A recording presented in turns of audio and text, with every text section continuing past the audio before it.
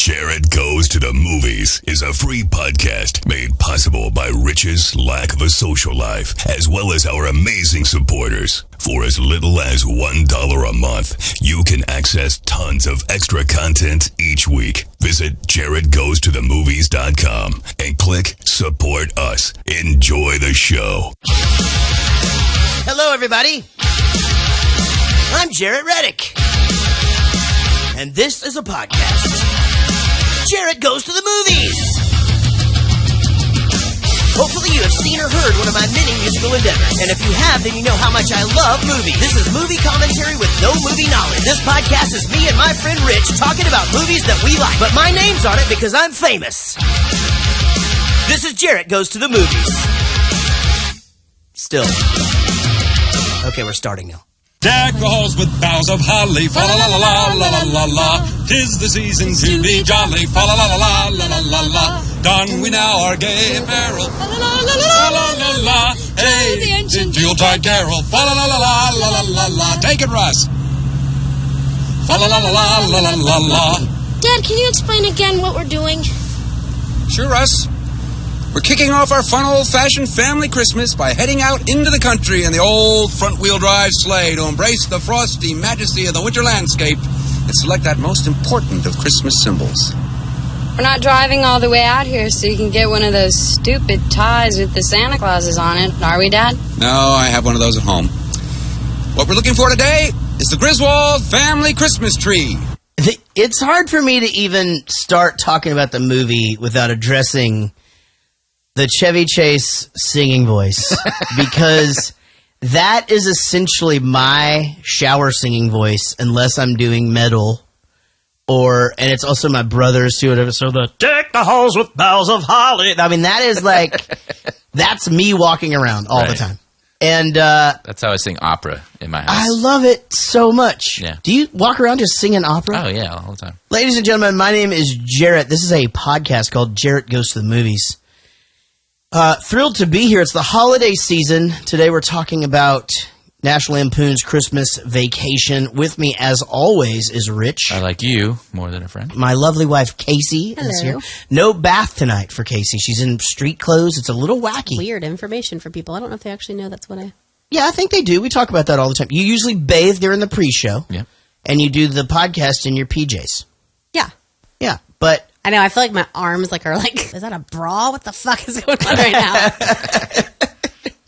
Yeah, that's my body's going like, you need a bra now. I sort of do. It said that? No, it doesn't really talk without me or whatever. And plus, I didn't really grow tits since I gained all this weight. Like, I got like these side boob things under my arms. That's muscle.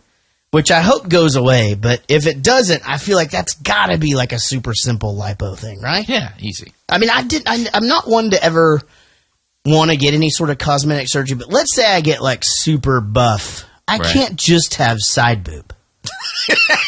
You're all ripped like Arnold, but you just have the side boob thing there. I can't just have that. I'm thinking that's a no-go. How are you, Rich? How's it going? I'm good. So to just let everybody out there know, we're both trying to lose some weight. Yes. We're getting ready for the video, the impending video. Impending video that's coming next year, soon into the new year. Video podcast. We're going to the next level. We're already using some new equipment. We are. We got. Yeah. Super exciting. And thank you to all of our supporters, because that's where all of the money went. Yep. And we need some more. So if you're not a supporter, please, every little bit helps. And I'm not joking about that. We put everything back into the show, and it's a pleasure to be able to keep progressing as far as our sound and what it is that we can do in here. So yeah, we're trying to get stealth, and I'm doing my thing. You're doing your thing. Yep. But yours is like super. You got like a team. I actually have a team. You have a nutritionist. Okay. Who came out, did an assessment, and then she monitors. I have to put all my food in a diary, and she monitors it every day, and she'll give me feedback. She'll email me, go, oh, I love what you ate for breakfast, but for lunch, why don't you try to cut out XYZ? You know what I mean? Mm-hmm. And then I got my trainer who came out today. I actually trained before the podcast today, after work, and before I left for here. You seemed like when you got here, you showed up an hour early, which isn't rare. Used to, you would show up an hour early and we would sit and drink. Correct. We're not doing that. We're not No. drinking on weekdays We don't anymore. do that on school nights. On school nights. And a lot of people might not know that. But you did. You had a little zip in your step. And in fact, you got here and we had a bunch of new gear downstairs. And I'm like, yeah, well, a bunch of the new gear's here. And I'm like downstairs cleaning up dinner. I cooked dinner for my boys. And the girls were at dance. And then I got them set up doing some painting, some art project shit. Yeah. Got a movie on, all that. Time I came up here, you'd fucking reset up half the shit in here. That's correct. Yeah, it's just like, but see, it energizes you, doesn't it? It was mostly I was excited about the Seeing it new and equipment. stuff, yeah. But still, he didn't kill me today. Like last week, he killed me. Now, are you But just we doing worked this on- once a week? No, it's twice a week. He noticed on the last workout that I was having some problems with certain areas, like my shoulder doesn't have a good rotation. So we worked on my shoulder, trying to get that worked out because it was he used a lot of terms I didn't understand, but Right. basically I needed to work on my shoulder so that I had the mobility in my shoulder, and then also my hips. He said my hips are all crooked, Right. so we're working on that. Dude, I think that's great. I think we're taking the necessary steps. We're doing what we have to do, you know? Yep, I and agree. that's all we can do. That's all we can do, and we can do's no more. That's funny. I was making sort of a Popeye reference there, and we're going to talk about the voice of olive oil later on. Super We are. crazy. Yeah. Interesting. Casey, you good? I'm good. You looking great, as always. You getting ready for the holidays. You love Christmas. I love Christmas. And, I mean, she loves Christmas to the point of, like, I think that she just really wants to make everybody so happy. And I think that's great, but I like to be happy, too. So, anyway, I think we're on the same page, same level, same, who knows? I don't know. You went shopping today, so I don't, you may have crossed the line. Who knows? Christmas. But who gives a fuck, right? Yeah. It's Christmas. No, I Christmas did. is always my favorite day of the year. Is it? Oh yeah, always. I don't like it as much now because my kids are older. It's kind of just a pain in the ass now. Yeah. But when I had kids, oh my god, I went crazy. Oh, I like the whole season. Me too. So that's it Sure, for me. yeah. I think Christmas Day is fine. I mean, I love watching the children open their presents. I find the rest of the day kind of boring, to be honest. Well, we talked about it in the Christmas story about our Christmas. Ours drags out, or normally it drags out from early morning to afternoon. The whole unwrapping, because we take turns. We do one present, and then we go into the next present, and we go into the next present. Everyone watches. That's right. And you actually do that? Yeah. See, that's something that we try from time to time, but it just never works out. I think really because, like, my dad still to this day, like, gets my mom, like, 45 presents to open. Yeah, we have like thousands of presents. That's what takes it so long. Yeah, but I mean, don't you end up with? I mean, it's not like you're getting 100 presents. Yeah, like, at the end, it's usually the kids that are we run out of presents, and then now it's just the kids rotating. see, I call bullshit on that. Why? Like, if the kids have that many presents, then individually wrap my socks. we do that a lot. You know what I mean? We do stuff like that. Yeah, why not? Sure. But, and then that way, it's just, oh man, this one feels like, oh my god, oh this is great. Oh, 'Cause an army man in there. That's nice. We do jokes like that all the time. It's about the experience, and dragging it on is just part of it for our family. It's just this big, huge to do. Like a lot of people, just everyone opens their own presents right there, and we don't know who got what from where, Right. and so my mom is all taking pictures so she can do thank you notes, and it's just a huge. That's awesome. It's a Well, it huge sounds thing. like a good time. Ours is real split up Why don't you get me 45 presents? because we go to Mexico. Oh, yeah. Yeah, I mean, ours is real split up because it's like we do a Christmas with my parents, and then we do a Christmas with Casey's mom, then we do a Christmas with Casey's dad, and we do a Christmas with Casey's mom's family.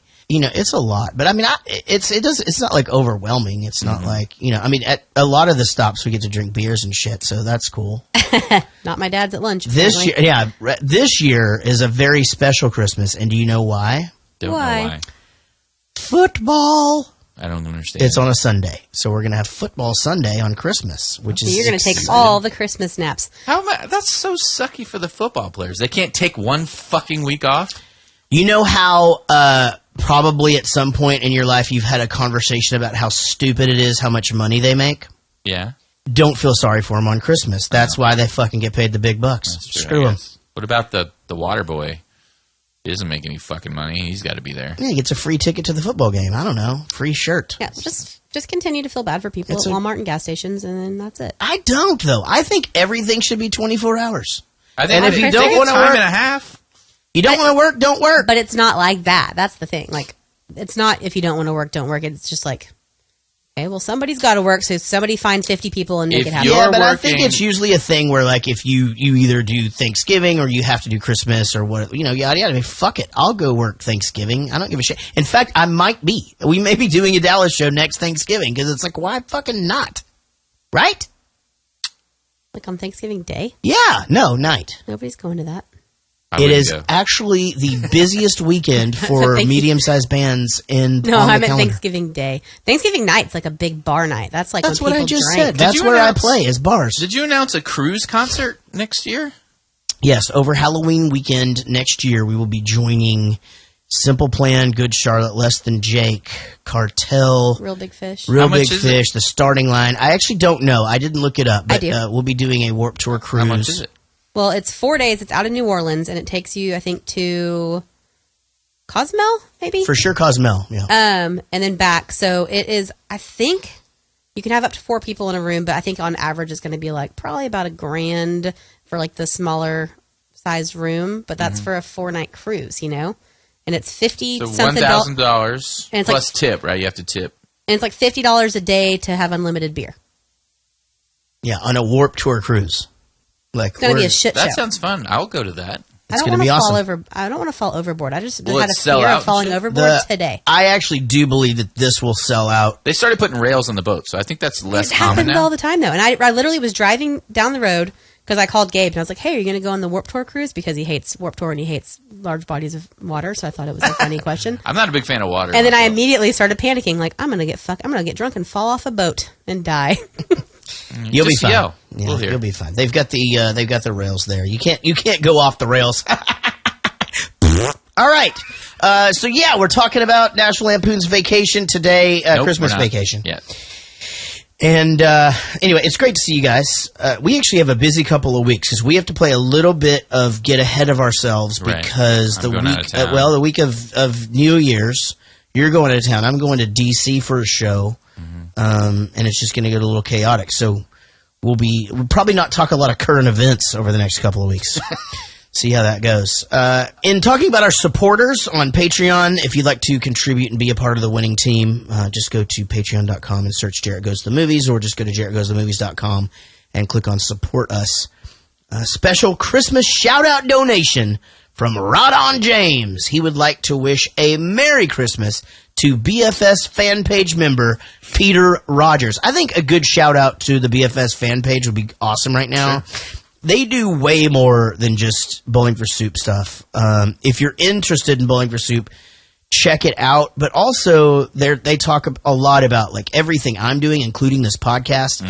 They talk about what Eric's up to, things like that. So in anything that's going on in with us, they're on it. So go check that out on Facebook, and check us out on Facebook as well while you're there. I'm almost done with plugs so that we can talk about the fucking movie.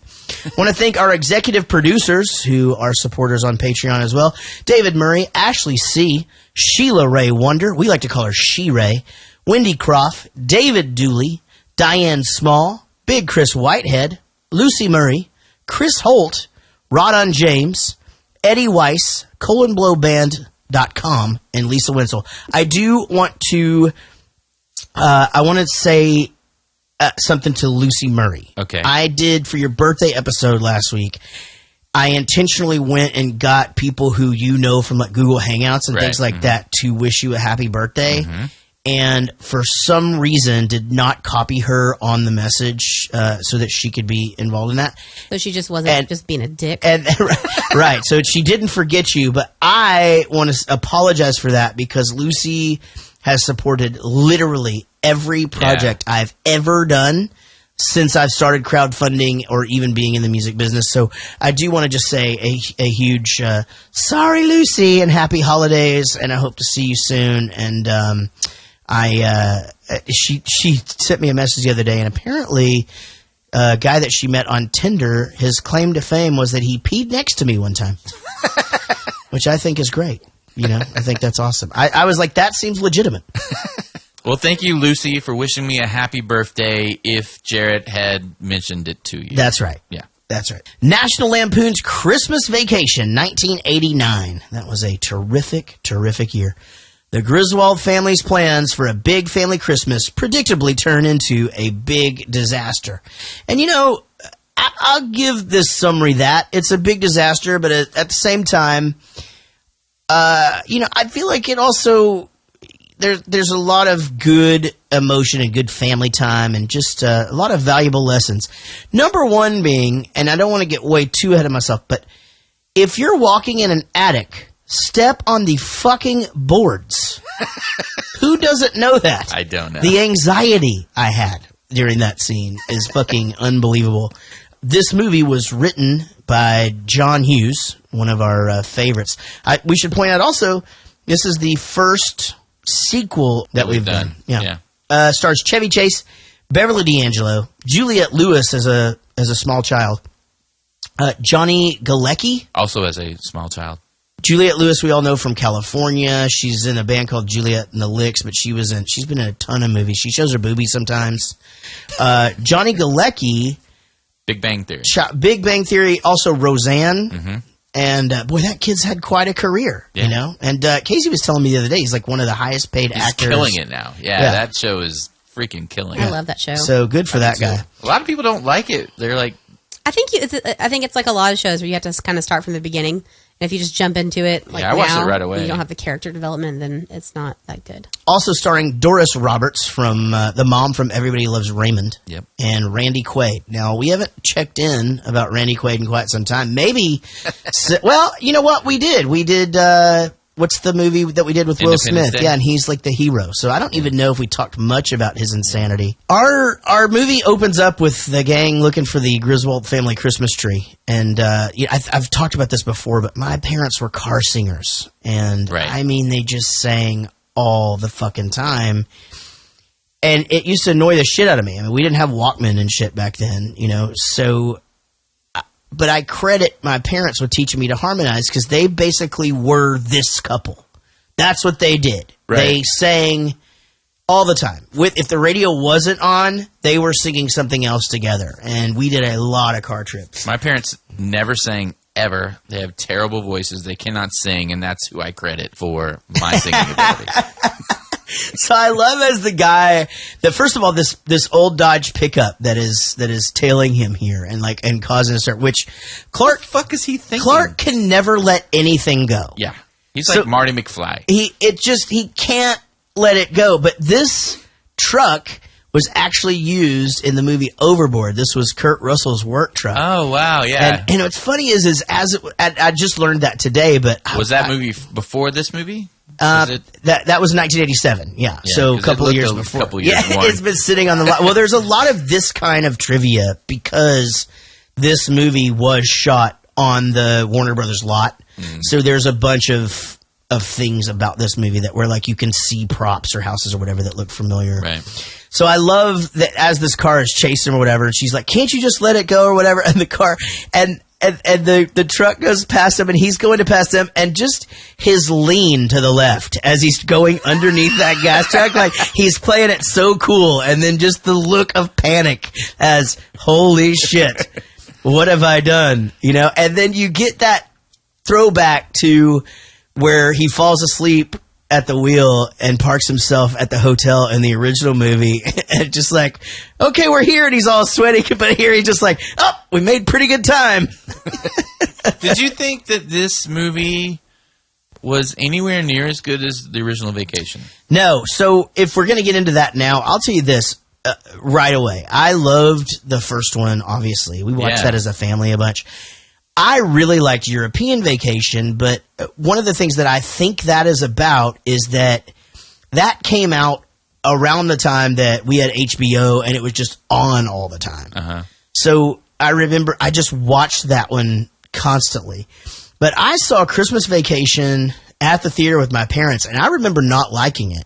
I also saw Vegas Vacation at the theater, and I remember not liking that one. Now, since then, I think they're funny. Like, I watched this one and I laughed a lot, and obviously Shitter's Full is classic and all that. But no, and I don't think, as far as just overall comedy and just classic movies, that any of the other three are even close to the original. I agree. Completely agree. I love this one, though. I always have. My family watches this one on Christmas Day every year. So there's something about it where I might, just from being like growing up with these movies, but being like really young when I started watching them, something about this one was always my favorite because I felt like the other ones maybe just seemed really long. Like this one like has the comedy. It is short too. This is a really short movie. I feel like you kind of like you got your laughs and it kind of has it's just kind of a tradition in our family. But I like this one. I must have built it up in my head because I remember this being hysterically funny and being either just as good or almost as good as the original, and not liking European Vacation as much as these two. But when I watched it back, again, it may have been expectation because I was expecting to just be gut busting laughing the whole time. I mean, I definitely guffawed. I definitely like a bunch of times. Right. But there were so many times where I was like, boy, this is silly. Whoa, this is silly. But it's supposed to be silly. No, I know. But when I watch Vacation, holy shit, I'm crying laughing about everything. It's the whole movie is just gold. It tapers off at the end, sure, but I just fucking love that movie. And I think I might like European Vacation more. I'd have to go back and watch it again. I mean, yes, it's funny. I enjoyed the movie. I hardly remembered anything about it. I mean, I remember the key points. But man, I thought it was gonna be way up here in hilarity. And I gave you two movies to pick from, Elf or this one. Yeah. And you said, well, let's do Vacation because... Yeah, I just basically... Because of the Will Ferrell thing. I think maybe we've hated Will Ferrell. You've hated Will Ferrell enough for 2016. Elf is way, way better than this, I think. I think there's I have a couple of things to say about that. First of all, this movie is completely different than the other three Vacations. In that, A, they're not going anywhere. So you don't have, set comedy, this happens, move to the next scene. Set comedy happens, move to the next scene. It's definitely it has to be more of a contained comedy. There's a lot more things that are relationship based. Didn't they take the original ending of Vacation and use it in here? I think that's what they did. So the original Vacation, we talked about it in episode 2 of the podcast. They were gonna kidnap the Marty Moose guy. What's his name? Yeah, that's right. Yeah, Wally World. Roy Wally, and kidnap him at his house and make him. That's right. Yeah. So they cut that out because they thought the audience wouldn't like it, and so I think that's what they used for this one. So they used that concept of kidnapping the boss for this one. Which was kind of my favorite moments of the movie was all of that part. Interestingly enough, that's awesome that you would bring that up because it's a borrowed thing. It really isn't borrowed. And one of the things that I think this franchise does better than most comedy franchises that end up with more than one or two movies is I don't feel like they do the same gag over and over again. I mean, there's a few hints here and there to other things or whatever, like Good Talk Dad and stuff like that, right? Which you have to do that. That's right. I didn't even catch that. But I don't feel like it's just overdone. It's not the same jokes. Like, for example, I feel like The Hangover as being like I've only seen the first two. I might have seen the third one, but I mean, that's just it. I don't know if any of us could fucking say anything about the third one. I feel like that's one of those ones. It's, okay, it's the same gags over and over again, and that this guy's crazy. I just think in their character, and part of that probably is one of the things that drives me fucking nuts about it, and that is just the ever evolving ages of Rusty and Audrey. It's so weird. One is older, the other one's older. Then they're just they're completely different kids, and but. I guess you can't really do a movie over the span of 12, 14 years and keep them as being youthful. Yeah. Yeah, I mean, true. Yeah. I mean, it would have to change. I mean, they could have kept them at the same age with, a year apart or something like that. But I mean, there's definitely reasons why they had to change the actors, and they were like, "Fuck it, we're changing the actors. We might as well make them different ages. Who cares?" Well, it's interesting too because if you think about it, the original Anthony Michael Hall, obviously, Who's the best, great career, best kid out of all the kids. Then in European, Dana Hill actually had like a really big career as a child actor. She was in. She was good, but he was terrible. Whoever the Rusty was in that one. Then I don't feel like either Rusty or Audrey from Vegas went on to do anything. I don't remember that movie. I'm not even sure I've seen it. And then as you get into Christmas Vacation, you've got both of these two that went on to be huge stars. I thought Johnny Galecki was the best actor in the movie. His facial expressions and his just emoting in his very small, limited scenes, I thought were perfect. I thought he was great too, and it must have been something that he did at casting to win that job like that, because it's weird Rusty not being a ginger. Yeah, that's true, because he's just a ginger and all the other ones. I wonder why they didn't color his hair or something. And, well, I mean, you can't really make like a dark-headed kid a ginger. No. All right. But, well, I mean, I don't know. We could go to the hairstylist panel if you want, but... yeah, it wouldn't have been worth it. I mean, it would have looked probably fake. But, yeah, I mean... He's still kind of curly-haired and, But going back as an adult and watching this, I totally agree. I mean, he's flawless in the whole movie. I think the cool thing about Juliette Lewis, though, is that she does play the good teenage girl pretty good in this movie. But there are a couple of the scenes where you get like the kind of like the hint of wacky Juliette Lewis, where she's just like, I hope none of my friends drive by and see me out here in my pajamas or whatever. And it's just like, that sounded just like it was out of fucking California right there. I mean, just like right out of it. Yeah. I mean, she didn't super impress me. I mean, I like her generally as an actor, but I don't know. I was just like, that could have been anybody. She didn't have a huge role either. Like her lines were not super important to any kind of joke or plot. They tend to do that with Audrey, though. I mean, Rusty's always the guy. I mean, how many times you just hear him? Like, anytime he reacts to anything, he's just, Rusty? I mean, that's rampant throughout all four of them. And that's one of the things that I like about Clark Griswold. And, that he is raising Rusty to be a man. And, he includes him in on everything. And that's a cool thing. It's not big. It's just full.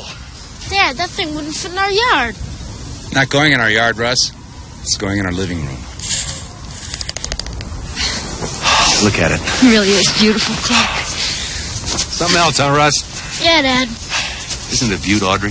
She'll see it later, honey. Her eyes are frozen. Most enduring traditions of the season are best enjoyed in the warm embrace of kith and kin. The tree is a symbol of the spirit of the Griswold family Christmas. Dad, did you bring a saw?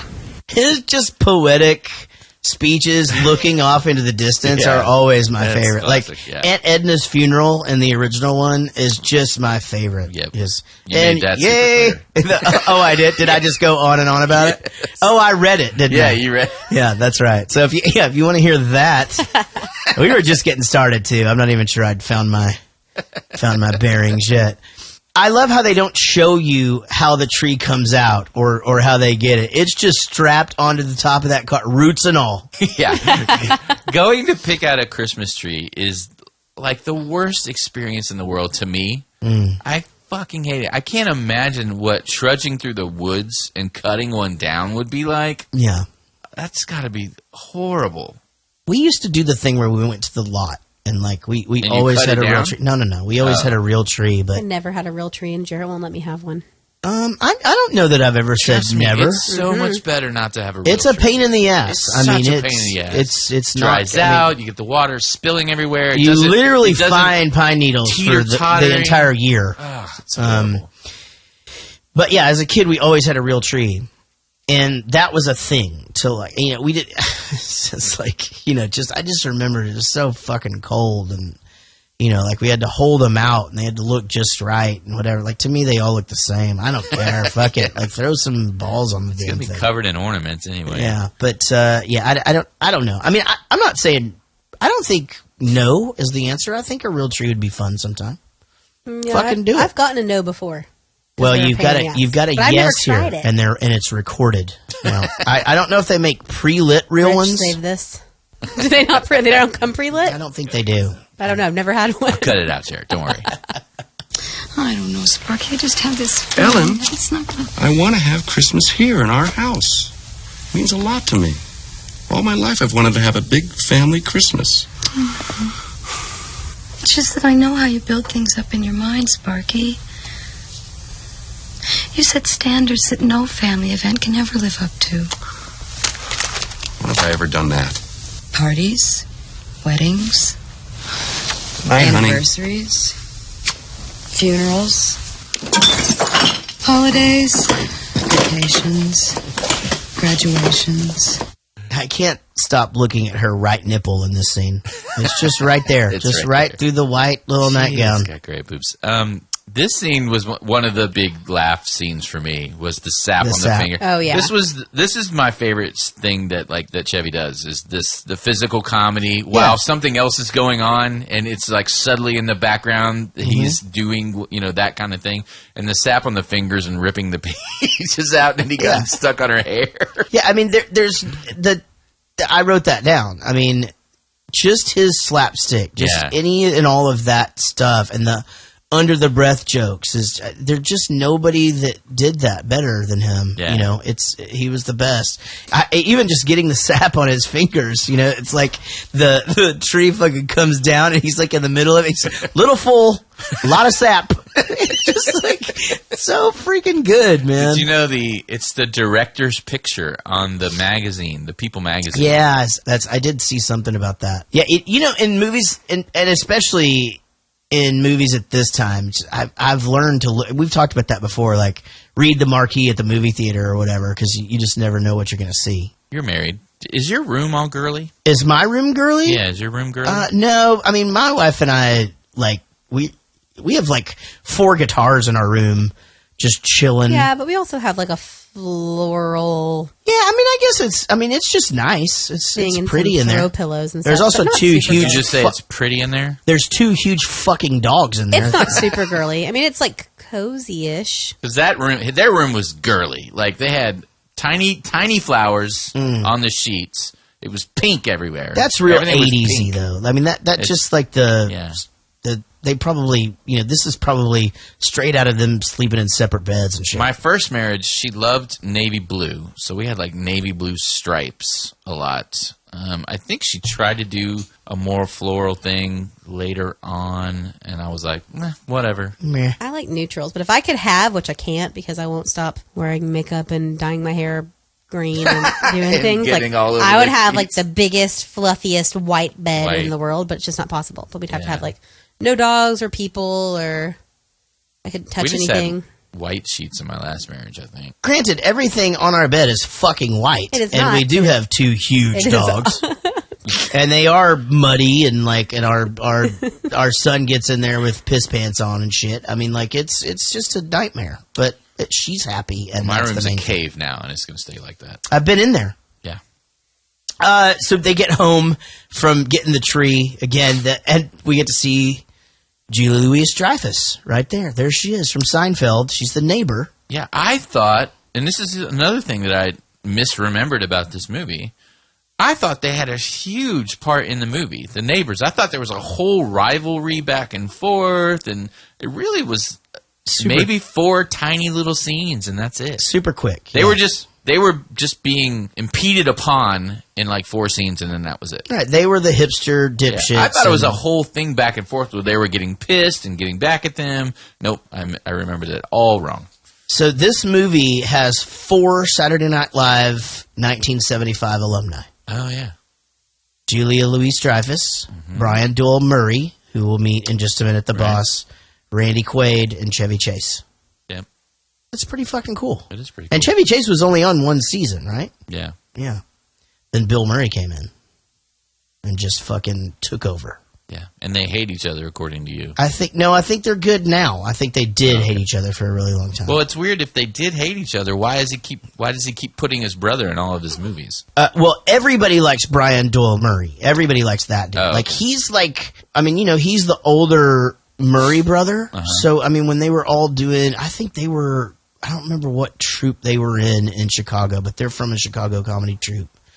And, he was in it before the other brother. There's like 6 brothers, and they're all funny. Yeah, there's 6. I don't know what that has to do with. Is there just anything. like one that isn't? Like, wouldn't that suck? Oh, I'm sure there is. Just But I the mean, one there's brother. like 2 of them He's are the businessmen. Wahlburger. that could be right. Yeah, The Wahlburger. exactly. So what's that new thing you got over there at Food and Drug? Oh, the Crunch Enhancer? Yeah, it's a non-nutritive cereal varnish. It's semi-permeable. It's not osmotic. What it does is it coats and seals the flake, prevents the milk from penetrating it. Yeah, it's a beautiful product. I like it, yeah. The big question is, what are you going to do with that big bonus check? You're going to blow it on yourself, I hope. Me? Heck no. Take a look at this. Just hope my Christmas bonus check will cover it. Oh, my God, you're putting in a pool. Little does he know, it's going to be the worst decision he ever makes in his entire life. Yeah. And I know you disagree with that. Oh, but because you don't like building pools. my dad was the same way. He was like, I got a pool. And then he moved to Texas. He was like, I want to get a pool. And he got a pool. We both fucking will never have a pool ever I want a again. pool right now. Oh, man, I would totally have one. I loved it. It was great. It was. You can use it like a month. No, no, that's not. No, No, we can stretch it out. April to October at least. Heated pool, hot tub season. So you're heating it. So you're spending the money to heat the pool. It doesn't cost any money anymore. It's gas. It's like super cheap. It's costs let's say it costs $90 to heat it for the weekend, and you're not spending money going out to eat, go to the movies, things like that. Everybody's chilling. You're cooking at home. Everybody's hanging out. Kids don't care if they go anywhere. Here's the thing. I cleaned it myself for the first year. Did the filters, all that shit myself. I did eventually get a pool guy, and it was worth the money. Guess what my pool guy did? He went and broke stuff, and then told me it was broken. That's not a very good pool guy. No, Well, you don't know maybe a that different until pool it guy. happens. Yeah. See, a lot's changed, though. I mean, pools. So I had are- another pool guy come out, and he goes, well, the guy just turned this off, and that's why it wasn't working. He was just fucking you. Yeah, pool guys are different. Girls know stuff now. Now. All right, so Brian Doyle Murray comes in. We just referred to him. That he is the head caddy on Caddyshack and Bill Murray's older brother and Saturday Night Live guy. You've seen him in everything. Wayne's World. He's the like the RV owner camp. of the. He's the owner of the arcade. Are you talking about the owner of the boss guy? Yeah. The boss guy. Okay, I clearly haven't been listening to you guys, and I didn't mean to not listen to you guys. But this whole time I was watching, that, I was like, that guy looks like Bill Murray. I swear to God, and did not know who it was. Yeah, he's the dude from the first one.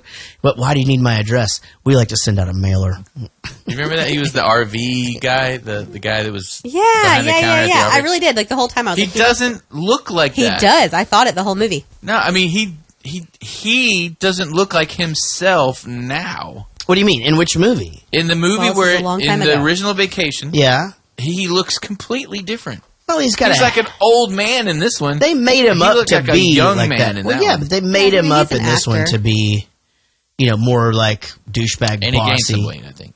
Yeah, well, it happens. That happens. It happens. Yeah, not During everybody the can, holidays. Not everybody can have a fucking nutritionist. What a dick. Wouldn't be the Christmas shopping season if the stores were any less hotter than they are. Whew, it is warm in here. Well, you have your coat on Yes. Oh, do I? How did that happen? because it's cold out. Yes.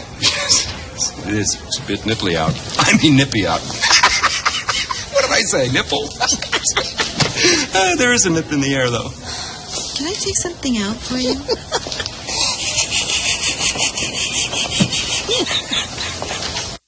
They're just nobody that can act that scene Yeah, like that. this is just so classic Every him. fluctuation in his voice, and it's just so perfect. Oh man, what a great scene!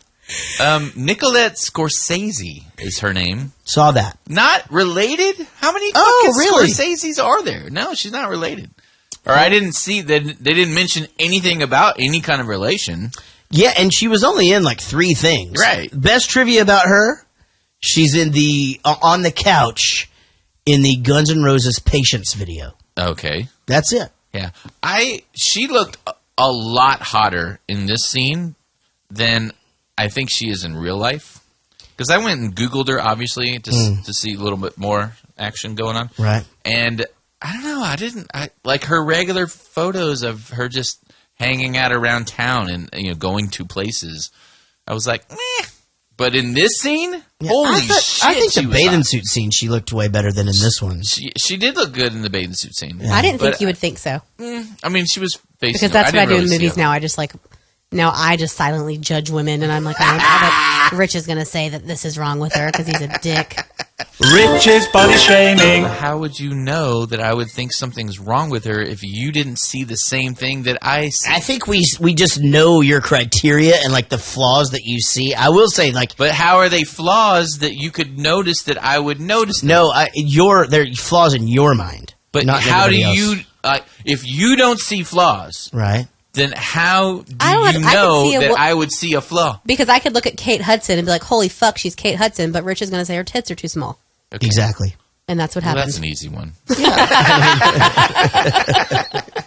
to hurry this up, Clark? I'm freezing my baguettes off. 250 strands of light, 100 individual bulbs per strand for a grand total of 25,000 imported Italian twinkle lights. 25,000. Well, I hope nobody I know drives by and sees me standing in the yard staring at the house in my pajamas. If they know your dad, they won't think anything of it. Fire it up, Dad! I dedicate this house to the Griswold family Christmas. Drum roll, please. Did we tell you about our ladder story? No. So we were hanging some shit up. Okay. And yourself. Yeah, and I climbed on a ladder. I climbed. He's really good at hanging shit up. I'll give him that. I mean, I was a construction worker, but I was about 100 pounds lighter than I am now. And I climbed this fucking ladder like a real high. And I asked Casey, I was like, put your foot as a extension ladder. Put your foot on the bottom of it, you know. So he tells me to put my foot on the ladder and hold both sides. Right. And he's like way the fuck up there. Yeah. And he's trying to hang this picture. And he just goes, hey, can you step back and see if that's right? Oh, that's right. No. That's what it was. I'm like, sure. So I step back. You start wobbling. Oh, no. It like starts falling down the wall. Like taking pictures down with it all the way down our Finnegan's wall. I like rode it down. And it stopped right at the wine rack. And didn't knock anything over. But we can still see the ladder marks like way up. And Jack's like up on the top story like, Dad, don't ever do that again. Let somebody else do it. So this was inside? Inside the house. Oh, so it was sliding down the wall. Oh, my God. Yeah. And he was like, I mean... And it didn't have the little wobbly feet that catch? No, I got one of those big extension... That thing, that's probably what I needed. So it was just on the corners on your slick hardwood floor. Yeah, can you step back and see what that looks like? I'm like, sure. Foot comes out. Yeah. Bam! Anyway, so as I'm watching this ladder thing, I'm like, oh, he's doing that kind of... Okay, so I can tell what's going to happen here. Right. And sure enough, man, I mean, just, again, every slapstick thing that he does is just so funny. I love how it was a mystery that the icicle shot across. So great. And stabbed their so it's like audio equipment, it's like and a it throw, melted. Yeah, so it didn't. They don't know where. There's no evidence. There's a lot of water on the floor. It's like that whole that riddle that like I don't remember where I heard it. I think it was in college where you go into a room and there's a guy hanging, right, and there's a puddle in the floor, right. You know, someone shot him with ice bullets or something. Yeah, exactly. Like how to get there, but it's just like, why is the carpet wet, Todd? The locking in the attic thing is a little frustrating. It actually wouldn't have worked had they not. Wait, that doesn't happen here. I promise it does, because when it's just a lot of back and forth about the lights, and then he doesn't get them on here. When he gets them on, Ellen is in the yard by herself.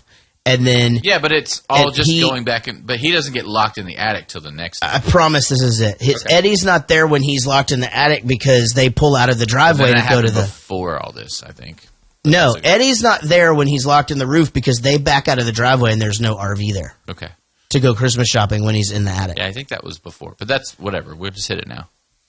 I promise this is in order because I only do my shit in order. Okay. So the locking into the attic thing wouldn't have worked had he not found the Mother's Day present. Because who the fuck needs to go all the way up in the attic to hide a goddamn present? Like, there's so many places you can hide. My mom used to have to do that. No. My brother was for kids. We're not talking about, we're talking about for his wife. Not children. Okay, I get it. Like, you got to do it. So yes, what you're saying is there is a time. You know what? I've hidden stuff in the attic from my ex-wife. Okay. One year, my mom had to hide the presents in the attic of our neighbor's house because Tyler fucking was up in there. Like, he was crazy. This scene, again, him just stepping in between the boards onto the sheetrock. But you just walk up the ladder and throw it off to the side. You don't go all the way across the Instead, he Christ. finds a present for her from Mother's Day, 1983, which is when the original Vacation happened. So they put that thing in there. Man, the boards to the face thing, I mean, it made me laugh. I was laughing so fucking hard. Like, he steps on one and hits him in the face. He turns around and hits him in the face, and you're thinking, that's it. Nope, we got another one. I don't think right my to the version face. had that. What? I don't remember my that God. being in there. So funny and so great how he did it, you know. And I don't remember that at all. It must not have been in my version. And then did he, you know, he falls through the roof. And he doesn't fall through the roof. Oh my God, dude! On this one, so on the version that we saw.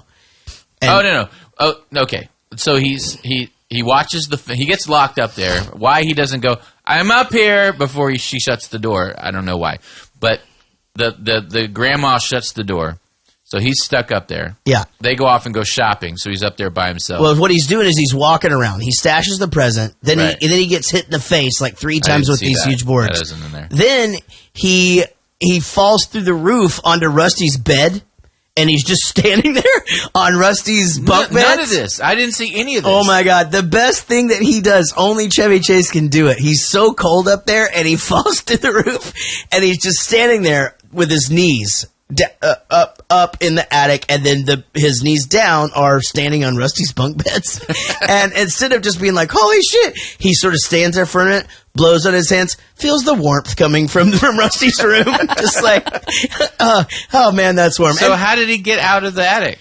Well, so then he finds the videos. So why didn't he just crawl through the hole he just made? Well, because then he finds the videos. He watches the Christmas 1959, and we do see, you do see that Clark has a really big heart. Yeah, well, of course. Well, he's, for some reason, sitting on the goddamn attic door. And Someone Ellen goes to down. pull it, and then he falls out. And But why didn't he just crawl through the hole he made? I think that's why it got cut out of my version. It didn't make any goddamn sense. I'm talking about all this hilarious shit, and you're not worried. Just listen to my story. I'm describing it just as funny as it is on the goddamn movie. That's true. You're right. Yeah. And so at this point, I am really starting to fucking hate the father-in-law. I guess that'd be Ellen's dad. Cut him a break. I'm really starting to hate him right now. Yeah. And so by the end of the movie, I'm ready to fucking murder this motherfucker. Like, I realize that's the point, and he's just giving him shit because he can, and he actually loves everybody else, and yada yada. But I fucking hate this guy right here. Because dude, who hasn't? I mean, you've put Christmas lights up. It can be one of the most frustrating things you could ever do. It is. I mean, now do it. They've come a long way. They make them now where if one goes out, the whole strand doesn't go out. But still, I mean, I had like 5 strands I had to change the fuses on this year to get them to work. And that is a pain in the ass. It's a pain. Getting those things out of there. I mean, like, so, I don't know. I sympathize with the guy. Like, he's just trying to make it badass. But how epic is that fucking scene? I mean, we all think about it when we drive around looking at Christmas lights, and we see that one house that's really, really lit up. There's the Griswold house. House sure does look swell, Clark. Thanks, Eddie.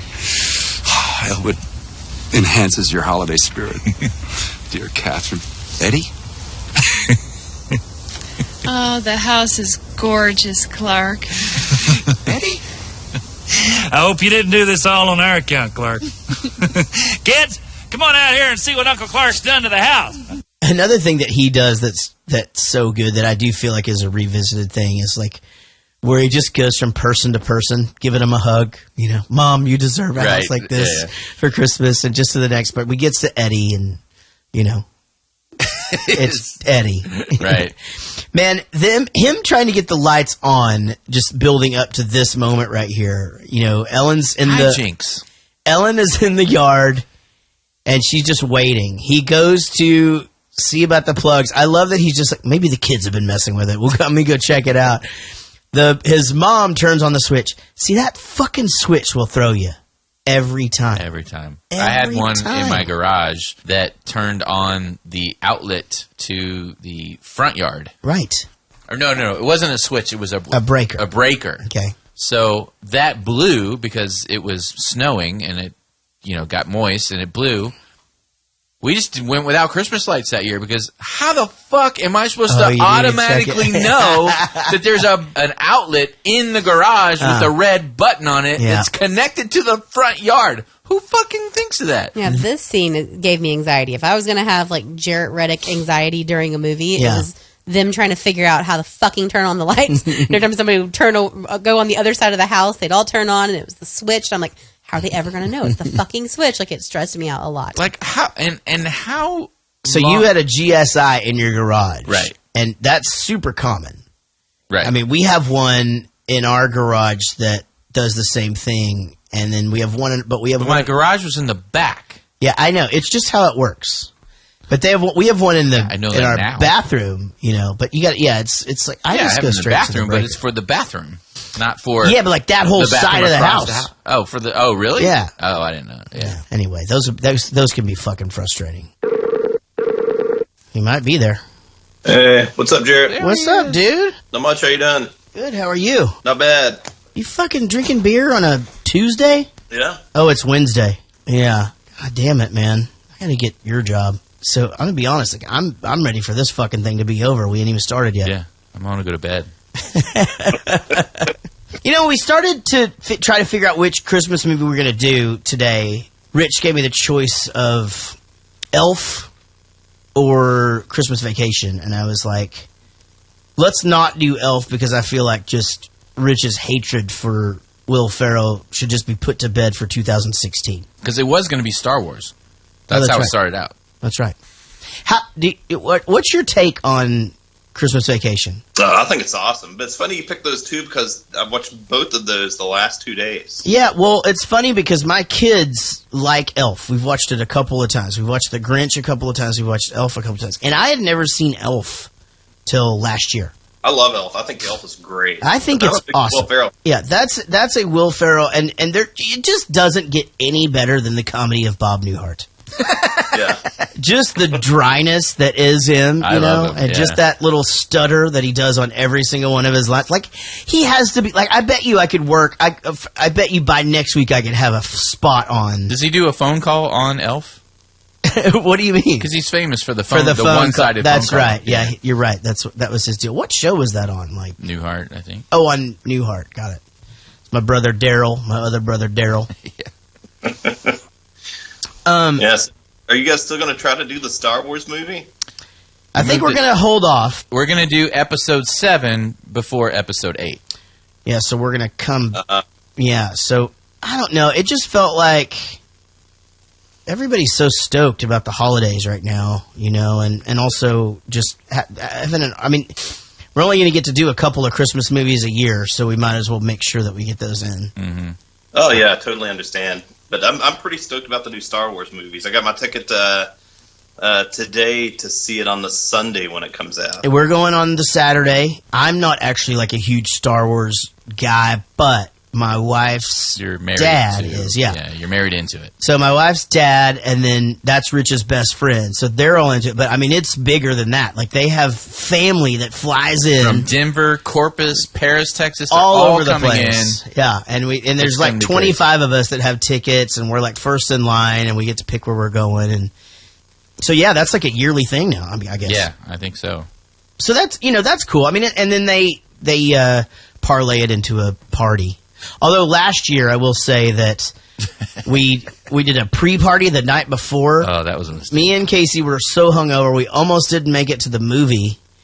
And then that night was supposed to be this big party. There was all this food and booze and everything. But man, that was supposed to be the big party. Yeah, everybody was asleep by 9 o'clock. That is Oh, do I hear Lindsay in the background?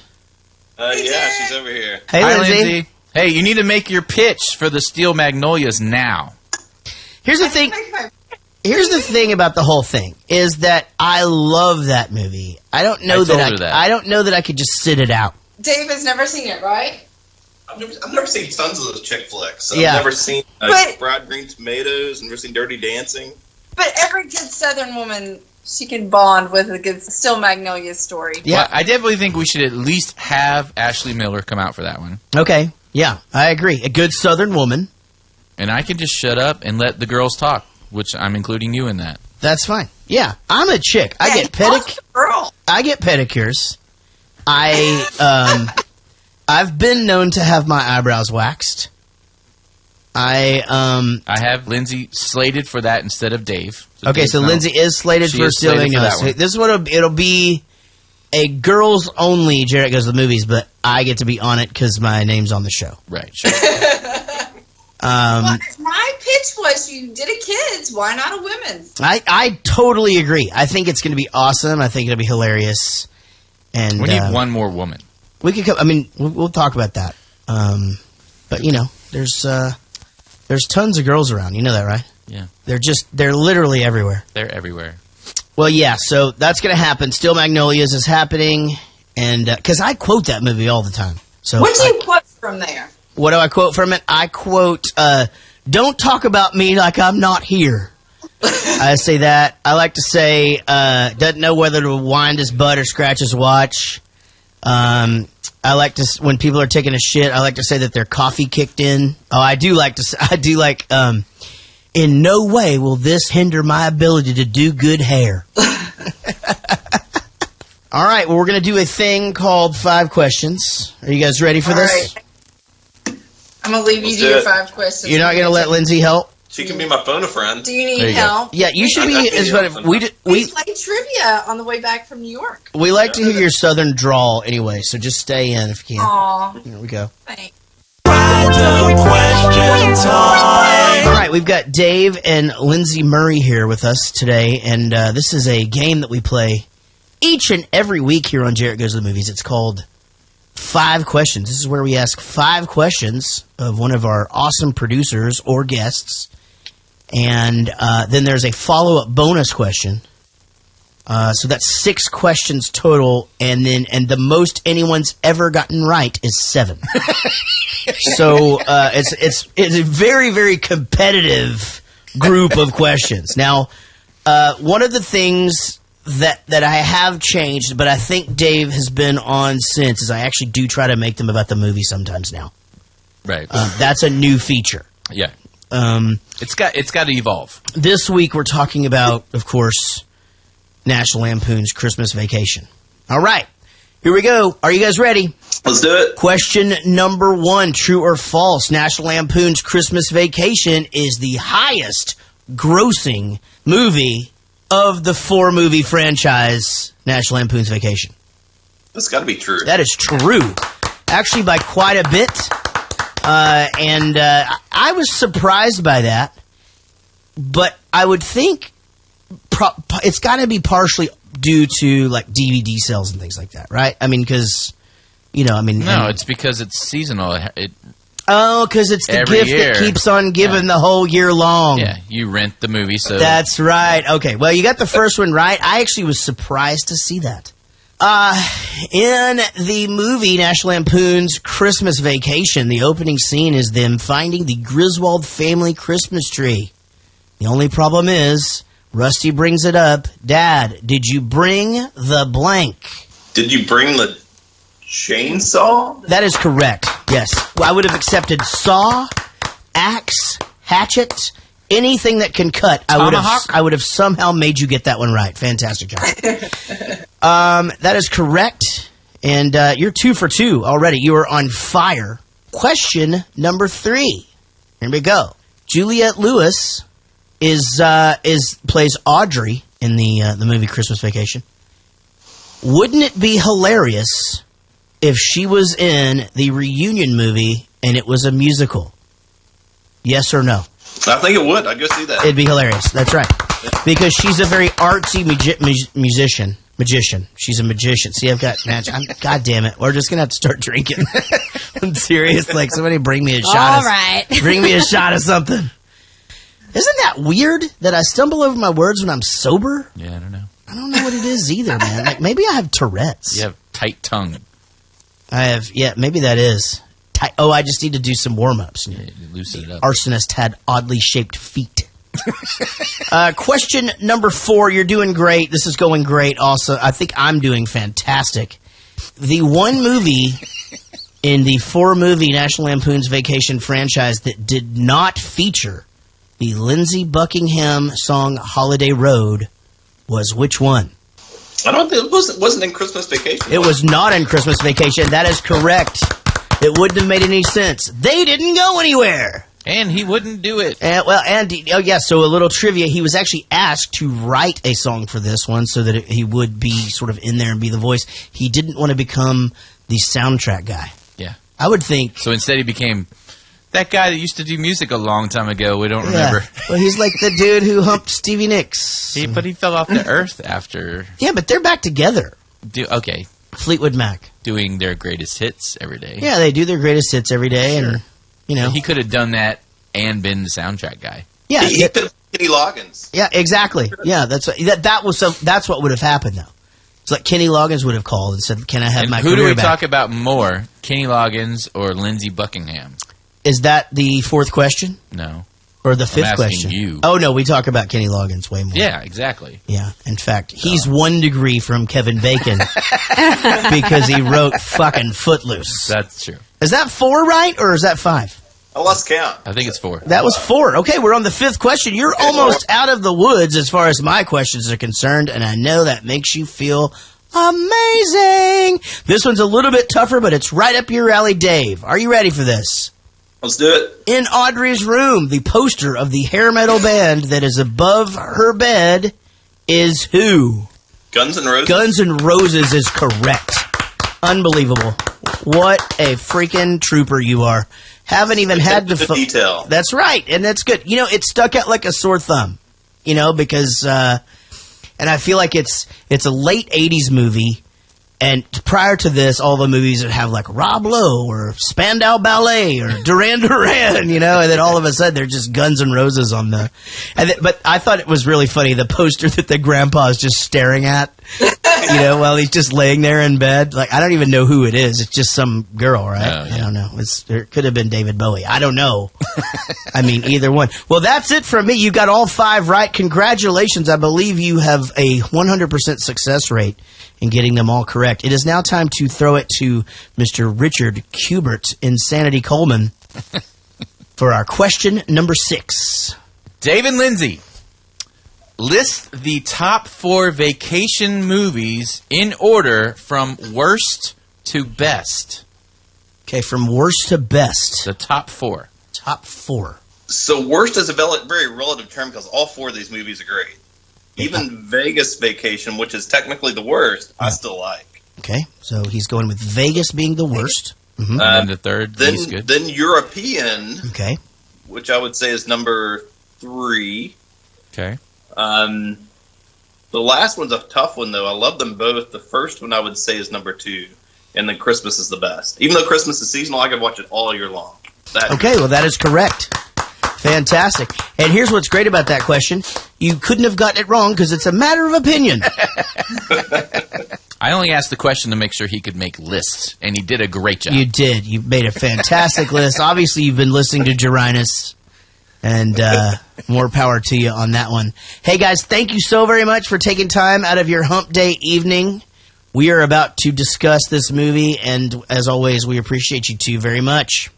Okay, thanks a lot, guys. All right, bye, guys. Talk to y'all later. Bye-bye. So, when did you get the tenement on wheels? Oh, that's an RV. Yeah. I borrowed it off a buddy of mine. He took my house. I took the RV. It's a good-looking vehicle, ain't it? Yeah, it's so nice parked in the driveway. Yeah, it sure does. But don't you go falling in love with it now, because we're taking it with us when we leave here next month. That literally just happened to us the other day. We were given no heads up as to how long everybody was staying, but we sure as hell found out. So, yeah, my parents stopped by. They sold their house. I don't know if I told you that. I was helping them move. Yep, we talked about that last week. So they sold their house. They are homeless now. They handed off the house to the new owners and drove straight over to my house with tons of boxes, which they're going to store in my house. So my dining room has a giant pile of boxes, and same with my garage. And their Mercedes is now in my garage as well. Wait, why are they homeless? They don't have a home. They're building a new house, and it's not ready. When is it going to be ready? So they're driving to Chicago. They drove there today. Okay. To stay the month with my brother, and I'm going to fly up there with Zoe, spend Christmas with them. Okay. And then they're coming back and staying for the entire month of January with me. All so right. I'm going, all right. I mean, I can handle the boxes being there for a month. I'll just deal with it. You know, I'll be gone for most of December and not much going on. You realize you keep saying that. You're gone like 5 days. I know. You keep saying you're gone like this whole month. And like that's why we're taking a break. You're literally leaving for 5 days. Right. So I'm trying to talk myself into helping my parents out. I get it. So I'm like, whatever, it's just a month, I'll deal with it. So they get there. I didn't know there's going to be so many boxes. First of all, it's filled up my dining room. And they were like, we'll put these in Zoe's room. I'm like, what's Zoe going to do? She's not going to have any room to do anything. Right, and you never take stuff upstairs to come back downstairs. Exactly. That's rule number 7. And they don't want it in the garage because it's moist. It could be moist out there. Right. And these are like boxed up printers. Why didn't they like fucking rent a climate controlled storage space? 4 climate controlled storage spaces. They absolutely could have put all of this in there. They absolutely could have put it in there. All they would have had to do is just like saran wrap it or something. And they're not even full. They have 4 of them. God. Where's the Tylenol? And they're telling me about, you sure you want them down here? I'm like, yeah, it's just going to be a month. And they kind of looked at each other and like, well, our house isn't going to be ready until the end of March. What? That's what I said. The end of fucking March. I go, you guys just said you were staying a month. They were like, oh, well, yeah, but then we're driving to California and spending a month there with your aunt and uncle, and then we're going up and staying at their house in Oregon for a while. And I'm like, fucking bullshit. Jesus Christ. I know. Are they going to throw Merry in? fucking Christmas. Yeah, are they going to fucking throw in for the rent? Hallelujah! Holy shit!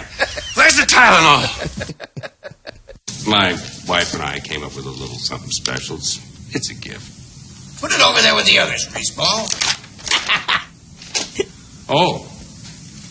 By the way, I hope my report helped out at the trade show. I'm sure it did, Griswold. Now, if you'll excuse me, I'm in the middle of an important call. Get me somebody. Anybody. And get me somebody while I'm waiting.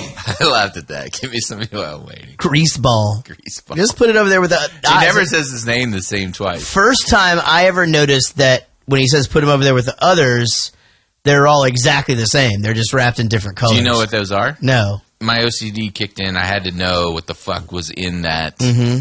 It was killing me. Yeah. So I Googled it. Apparently there's a desk organizer that was in that shape, and it was really popular about that time. Okay. And so the consensus is that it's probably this desk organizer thing. So the little top part, the high square part on the back is like where you put your pens and pencils in. And then the part that comes out is like you slip letters in. Ah, okay. Yeah. Yeah. So, and then there's like 17 of those on that. That's fucking unbelievable.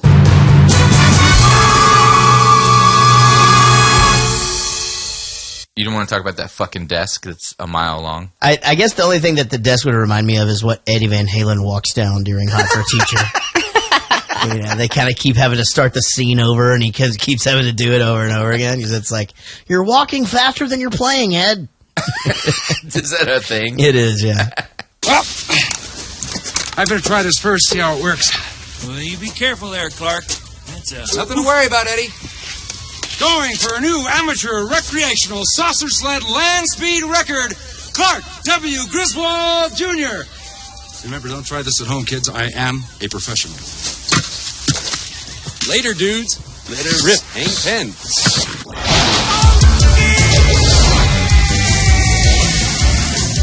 So this is where they lost me. I thought this was the dumbest scene in the movie. I was like, what the fuck?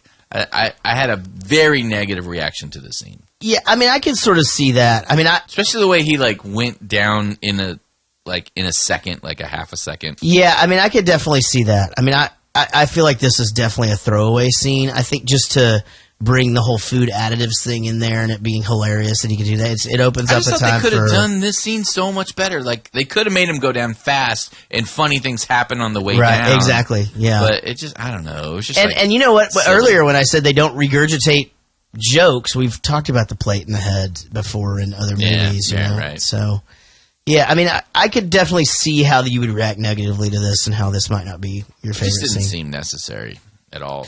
No, I think you're right. I think he could have gone down and there could have been more hijinks, and this definitely seems like a throwaway. You get your bonus yet?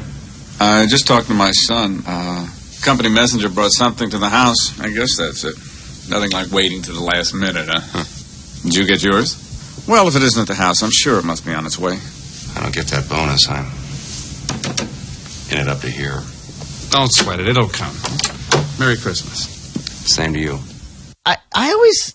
I keep thinking this guy's fucking with him, but I guess he really likes him. I know. I thought the same thing. I thought he was going to be that guy. Yeah. It was just going to be that tool, that office dickhead tool. Me too. Just like, what are you going to do? And I thought he was going to have a bigger part, and it was just these two scenes. And maybe that was a thing. Maybe that, I mean, you know, you just never. This was, again, this is really short. Whenever it popped up, it's like an hour and 20 minutes, I think, or something like that. I'm just like, glory, hallelujah. It was nice. Fucking quick watch. What wasn't short was this fucking Olympic-sized pool that he was dreaming about. That pool was humongous. Well, and also, luckily, just since you haven't built a pool in a while, they don't actually give you a model of it anymore. Instead, they give you a fucking DVD. And they don't put a model in it? They do not put a model in it for you. That's too bad. No, that's... You have to do that. You have to do that work yourself. Sometimes I think all that Santa crap's just bull. If he was so real, how come we didn't get squat last year? We didn't do nothing wrong. We still got the shaft. Well, I happen to know for a fact that Santa Claus is real. And in the next couple of days, somehow I'm going to prove it to you. You know, every year he comes to our house. I've seen him. It's true? Cross my heart. So, it's a good idea you came to stay with us, isn't it? I love it here. You don't gotta put on your coat to go to the bathroom, and your house is always parked in the same place. First of all, why did they give this girl the vocabulary of like a Tennessee mountain person? Santa Claus. Eddie doesn't talk like that. I love this scene, though. I thought it was super great as well. Very, very Well, girl. she also got kicked in the face by a mule. She so did, Maybe, she yeah. has, like, maybe it's a speech impediment. Yeah, could be. She is She was great. This is super sweet. She did great, and again, you know this from certain parts of other movies, but Clark has a big heart. He really does. Well, how are you not? I mean, if this little girl said it to me, and I'm the biggest dick you know, I would still say all that he said. What's Rich's deal? I'm not sure if you nobody would wants or to not. hear that. I would. I totally Nobody would. wants to hear that a little girl didn't get anything for Christmas. You know. This is how I am, and you tell me if you're even measurably close to this. Okay. Before you tell me how sweet you are. All right. I had to go to the drugstore for Casey the other day to pick up a prescription. Fucking him out. See? Roadhouse. Wait, was that literally that was the story? Well, I think that's funnier than what I was going to do. So, What are you looking at? Oh, the silent majesty of a winter's morn, the clean, cool chill of the holiday air, and an asshole in his bathrobe emptying a chemical toilet into my sewer. Shitter was full! Ah, yeah. You checked our shitters, honey? Clark, please. well, I mean, if you're going to say anything about this movie, you got two scenes. There's the scene with the lights, which is animated everywhere, and it was part of the movie poster. And then The scene with the sled. then Shitter's Full. This scene is, it's got to be the most duplicated, scene from the movie. I did it at your party. What? There's a picture of me duplicating that scene at your Christmas Oh, party. you from did? last Oh, there year. is. It's so yeah. Oh, shit. Yeah, you need to get those pictures to people, babe. Tim posted it on. They're still saved on my computer. I Poor know. people. Yeah, where's our pictures? I don't know. You're not even dating that girl anymore. You It's know what, fine. though? We do need to repost our picture from that. Huh? We need to repost our Christmas picture. Yeah. We need to make it like a holiday. That should be the rule. Like, everybody gets their pictures back for this Christmas, which isn't happening because that's coming up soon. I had to Photoshop the Santa to look less creepy and sweaty. It took a really long time. That's absolutely true. It is. He was really, really Put a filter sweaty. on him. Put a Instagram But the filter. rule should be you get your picture back this year, and if your relationship lasted, then you win because they were couples pictures. If not, then you don't deserve. I don't think Christmas I with ever a even picture. got a picture with Ellen on mine. Oh, yeah, you did. Yeah, Yeah, because but she she was like- messaged her 40 times trying to get it, I believe. Oh, really? Yeah, but not to put him on the internet because she's like straddling Santa Claus, and Oh, okay. Mark got the best one. His was the best. So we hear shitters full a lot because As it always is around here. but we're not allowed to shit on the bus, but we can pee. But sometimes it does get full, and so you do hear shitters full. I had my first experience with that on the last one, and I don't even think I'm actually fully recovered. I didn't know that was a thing. I just fucking go anyway. But I'm a girl. You can stand there. Yeah. You You can bus see it sloshing. was moving. That's in the UK though. That doesn't happen No, in this America. is in the UK. Yeah. The toilets, it's literally full of just But like that's where piss I'm going. That's been there for a long Yeah. time. No, yeah, Just it's a you different wait. world. Oh, Actually- and we're gonna be stagnant. But you know what? But I have the best bladder in the world. I can hold it for hours. Yeah, and you could also go pee outside. The problem is I actually rarely have to go to the bathroom on the bus ever. I don't know why. I just never really have to. And if I do, like, I've got a good enough like squat position to not touch the seat, and everything's good. Like, I'm pretty low maintenance. Well, this one, I mean, it's full to the top, and the Right. bus is moving, so it's just going. One of those little funnels. And Dave's outside, like, for emotional support. And he's like, "You got this, Casey." And I'm like, "It's gonna fucking splash me. I know it's going to. We're gonna hit a fucking bump." And he's like, "You'll be fine." And, like, it was bad. It's just flavored And you water. can smell it. Ugh. yeah, it does. Those bathrooms over there in the buses are just fucking brutal. They stink. Yeah, it's so not the bad. same here. But I've had to pee since I got here. I'm Really? good. Yeah, you're I'm good. Well, you know, it's the thing. You don't want to break the seal. Is that the same for like drinking or like we're just drinking water tonight? So like, It's a little easier water than it is with beer, I think. You know, I told you I borrowed the RV from a neighbor. It's mine. We live in it. Had to sell off the house, the barn, the 10 acres. All I kept was a 50-foot plot, pigs, and the worm farm. If only I had back the money that me and Catherine sent that TV preacher that was screwing the hockey players. What about the kids? Well, his kids can fend for themselves. No, your kids. Oh, well, that's the bitch of it. See, I don't know what to do. We coasted into town on fumes, gas money give out in Gurney. Eddie, Ellen and I want to help you give the kids a nice Christmas. So were you laughing at the fact that he put the light bulbs on top of the stack and then he threw the dog food on top I of don't the even light think bulbs? I noticed. Oh, really? Yeah. So he's throwing all these bags of dog food on Mhm. there, and then Clark looks away, grabs some light bulbs, puts it down as he's throwing another bag of I dog food didn't and even just notice. crushes it. That's amazing. If you're down on your luck, I'm super happy to help you out. Mhm. If you're down on your luck because you made stupid decisions, Mhm. I'm not helping you out one bit. Like, Right. you're sorry. Stupid decisions in Like, you gave all whose your money mind? to a fucking preacher. Oh, who was screwing the hockey player? Right. I had never noticed that until Casey was watching. That's what he says. He goes, Yeah. I just wish we hadn't given all of our money to that for that event. Is it preacher? Yeah, preacher. That preacher who's screwing the hockey player. I didn't even hear that. But then, of course, oh man, I can't take your charity. Oh, come on, you're going to have to do it. I can't take it. It's just, okay, here's a little list. And I love if it's okay with you, Clark, I'd like to get you something real nice. By the way, this happens on December 18th. Yeah. They've been there for at least days, Mm-hmm. probably more. Right.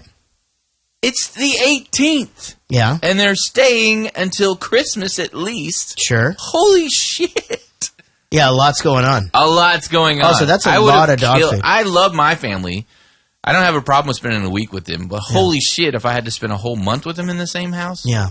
fuck that. Well, you're going to. They're going to be there till the end of March. Oh yeah, that's right. But and just a word to the wise for any of you dog owners out there: you can't get that much variety of dog food. Your dog needs to eat the same thing. Right.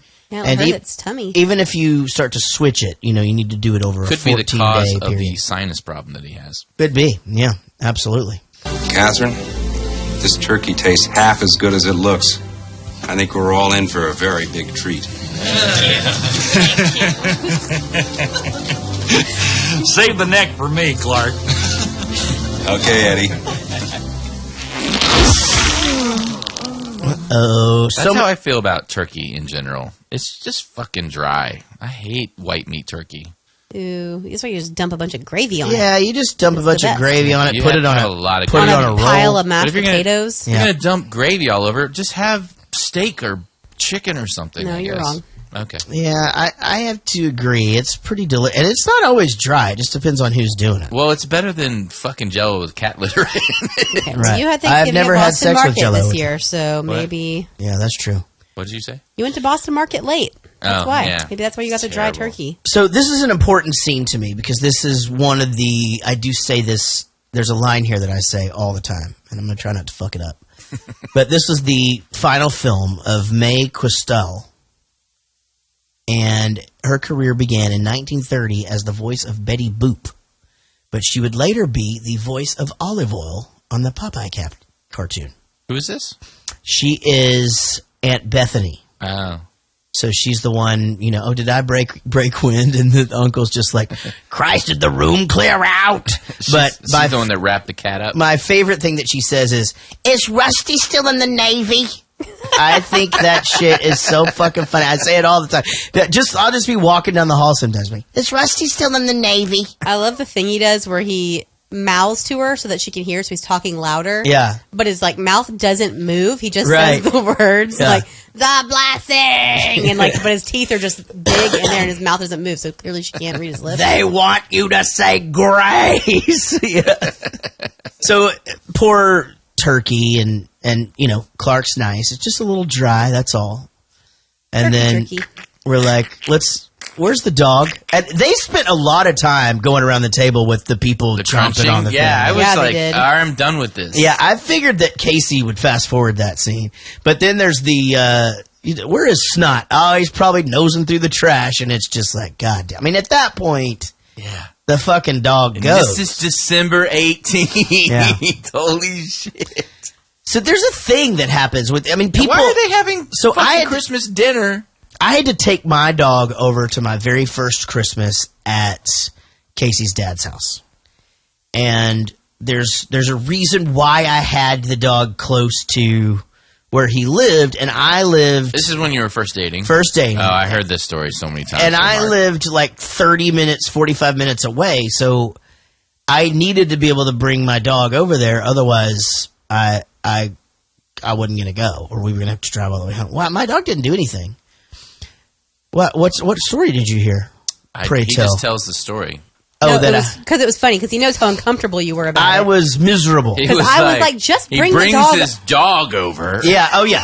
Okay. Right. Oh no, he fucks with you all the time. Because with he that. likes messing with it, but this dog was the best dog ever. Like, obviously, she didn't do anything, but I If accidentally his set dog him was so up good, then for where is the dog now? super mega failure. she's dead. Thank you very much. Oh man, Yeah, she died at 13. Actually, there she is. she's right here. Oh, Cappy's in a box. No, I tell him I'm like, there's no reason to get the dog, go all the way back home. We're going to be gone all day long, and then come back right where we're already at. Just bring the dog. Then he's like, then he also goes, okay, cool. Like it's kind of like a later lunch thing. Like, is this like barbecue? Like, what are they? Are we doing like? Do I bring beer? Is this when he brings the beer? Do I bring what? Yeah. That's why he tells the story. So he brings a dog and like 3 cases of beer because he's trying to be nice. Well, no, I brought the dog. I brought me some beer, and I brought your dad some Shiner, and a I bottle brought of wine. a bottle of wine for Jennifer. And he was just like, set it right there and put it on the counter, and nobody ever looked at it again. I think he handed you one though, so you're like drinking a beer, right? I'm not certain if I was or not. From what I know, my dad, I think I don't think so. I don't think I ever. No, I'm telling you, I didn't. We never cracked them open, and even when we were leaving, I remember thinking, Yeah, then should there's I grab those? Yeah, And- then there was the awkward, we left. Nobody touches the beer. So he walks in with a dog and a bunch of yeah. cases of beer at 11. And on the way out, I could see his wheels turning and he's like, people drink at your grandma's house, right? Because we're going next. And I'm like, yeah. So he actually just left it there. And we went not and bought to be like, more. I'll just take this. Yeah, a good call. That was a good call. Yeah. You know. Yeah, I know what I'm doing. I set him up for lots of awkward stuff. Usually, because my dad's fun family was in town. Uh-huh. So when they're in town, people like have beers with lunch and stuff. It Well, just Brad wasn't- and them weren't there. But Matt and Tara and all that. It doesn't matter. It does, depending on which family it is. No matter what time of the day, I could bring over a 6-pack and have beer. That's so. But he didn't know everybody yet. Yeah, I didn't know Still. anybody, and it was just awkward for me to be there anyway. I mean, this is literally me meeting him. actually surprised Oh, and you know, you another have- reason he Oh, and tells they're the the same story. age. We're the same age. Well, another reason he tells the story is I had never even seen the man before, and I go to take Cappy into the backyard, and he's standing there taking out the trash. And he's the only one back there. So And that's I went our through the meeting. front door. I'm like, hey, man. Hey, dude, how are you? He knew who you were. Yeah. Right away. Oh, of course. Yeah, I'm sure. Yeah. Well, he was the random dude who was bringing his dog. So I The guess tattoos my probably dog. gave he it probably away. put the pieces together. Well, He loves telling the story, though. anyway, but for the most part, I think people need to leave their fucking dogs at home. And I don't care if they bring them to my house, but I just think it's kind of rude. If you have to bring your dog everywhere, maybe you shouldn't have a dog. Maybe you're not maybe you shouldn't be tied down to your house. You know what I mean? No. What I'm saying is, I don't think it has anything to do with whether or not you want to take your if dog you're around so here, but mobile that you have to take the dog everywhere because otherwise it would starve to death, maybe you're not a good candidate for having a dog. See, I don't think that's why people do it, though. I mean, I again, this has happened at Casey's parents, not her parents, but at Casey's Christmas before, and there's like people bring dogs, and then there's a fucking problem with the dogs because their dogs are outside barking in a house where There aren't dogs. people aren't used to having dogs barking. Sure. You know. Anyway, Our house, it's like, fuck it. Bring dogs, kids. whoever. I There's mean, gonna you be know, just shit going on yeah, all over the place as long anyway. as they don't shed in my car, I'm fine. Like, I mean, whatever. I can vacuum the house, but you can't get dog fur out of fucking car carpet. It's the worst. Or human fur. I get it in my shoes sometimes after work. It gets like embedded in my car. It's creepy. What the hell do you want? I have a delivery for Clark W. Grisman. I was supposed to deliver it yesterday, but it fell between the seats. I didn't see it. I'm sorry. Merry Christmas. Merry Christmas. I hope it's a fortune, Clark. I bet you do, Eddie. It's so great, man. This is the moment where I want to fucking kill Ellen's dad. Like, I don't even remember what he said, but I just wrote down, I fucking hate Ellen's dad. And I want to give a tip to that guy because who the fuck comes back after he's off his shift because he fell down through a crack? Most people today were like, fuck it. No. Sorry. Fuck that guy. Cause, That guy? yeah, he fucked up. You got a fucking route. You Shit fucking falls run through cracks. Yeah, but you got a But he list. made up for it. It's not that where the letter is that it gets forgotten to be delivered. There's a list in there. You know where you need to go. It's not like How the does he know UP that Jimmy Bob down at the station fucked it up? He does know that. Oh, okay. And fucking Jimmy Bob will pay the price. Fuck him. Who spends their bonus money with a check that won't clear before the bonus comes? Yeah, that was a bad financial Fuck move. yeah, it was. And why do you need a pool in Chicago in December that you can't wait 2 weeks for? What do you mean you can't wait 2 weeks for? He couldn't wait until he got the bonus to put the down payment on the pool in Chicago in December? Well, I think the point was to be able to tell them. Yeah, I mean, you know, there's some bad decision making. Yeah, you take a picture of a pool, you put it in an envelope, and say, we're getting a pool! See, I tried that one time. I ordered the coolest cooler off the internet for Casey's stepdad, and I gave him same Christmas. I gave him a picture of it, and it was for his 50th birthday. I gave him a picture of it for the thing. Fucking didn't show up for 2.5 years. That's That a is true true. fucking story. He just got it. Was it a Kickstarter? It was a Kickstarter. Yeah. It just got here this year. Yeah. I got myself one too. Fuck it. Dude, but he gets the membership to the Jelly of the Month Club.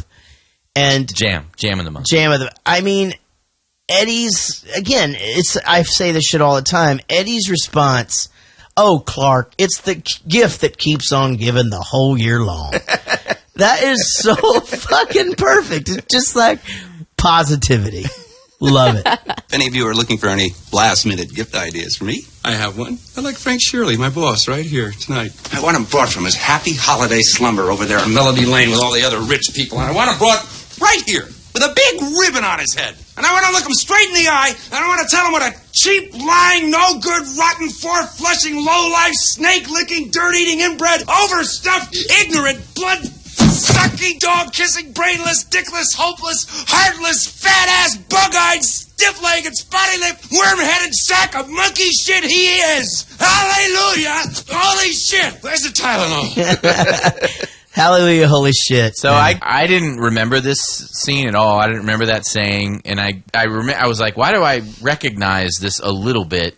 And I was like, oh, he says holy shit just like that in the first movie. It's the end of that tirade in the car. Right, where he's we're gonna be so happy we're gonna be whistling Dixie out of our assholes. Exactly, yeah. I'm on a pilgrimage to see a moose. Praise Marty Moose. Holy shit. Yeah, that's right. Yeah. Well, he's got another great rant in this one. We're going to press on, and we're going to have the happiest Christmas since Bing Crosby tap danced with Danny fucking Kaye.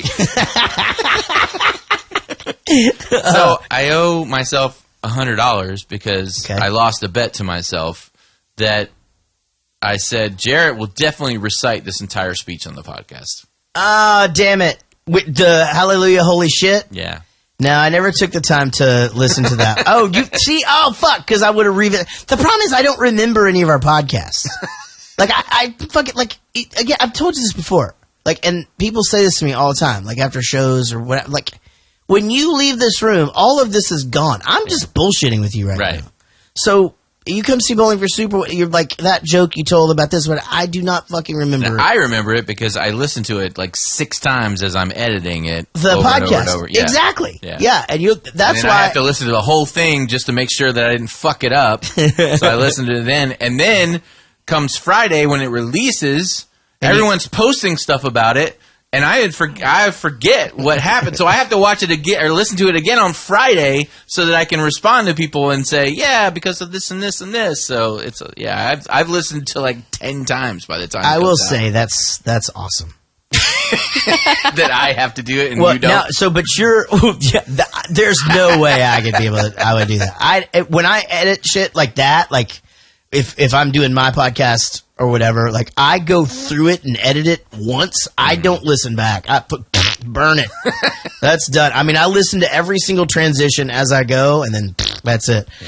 But you only have to watch the movie twice now, right? Not 3 times? Twice. I actually watched this one 3 times because I just felt like just watching the movie.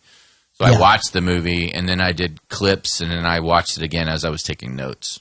Right. But I don't normally do that anymore. I usually do it 2 times.